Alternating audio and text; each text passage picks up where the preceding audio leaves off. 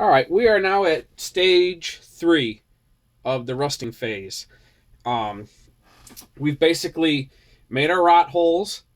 We've filed down all the flare that we've created. Um,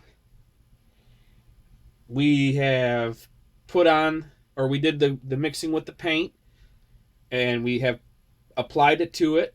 Remember, it is 50% brown, 20 to 25% orange, and it gives it that rusty looking color.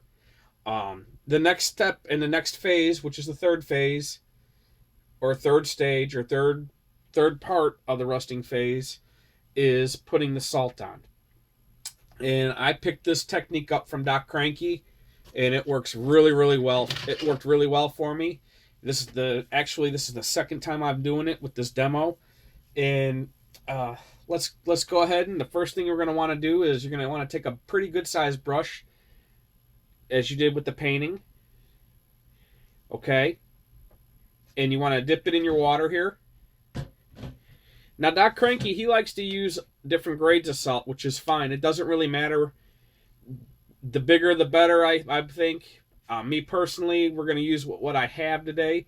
But what I do is I take the brush and I start putting water where it needs to go on here. Okay? So we're going to do the roof first. And you're going to hit the sides. Okay, and then what I do is I take the salt and I don't pour it on there. You know, you want to make sure that it's spread out. You just want to kind of wherever it lands on there, and you know, keep it pretty kosher. You know what I'm saying, so to speak. Where you've made the rot holes, you really want to get it heavy on there because that's where it's going to show the most. So you put it on there and you leave it sit, okay? And you do this pretty much throughout the whole body, you know? We're going to go around and just sprinkle a little bit on here and there, you know? Not too much where there is no rot holes, but you know, you want to make it look as weathered as possible. So that's basically what you're doing here. Just sprinkle it on. You can either do it light, heavy. I suggest, like, you know, in spots you don't want it too much, like where there's no rot holes, you know, because you want it to make it look as real as possible. I just kind of douse it here a little bit, and then once we get where the heavy rot is where I'll put more salt or more water and salt. Okay. Well, yeah.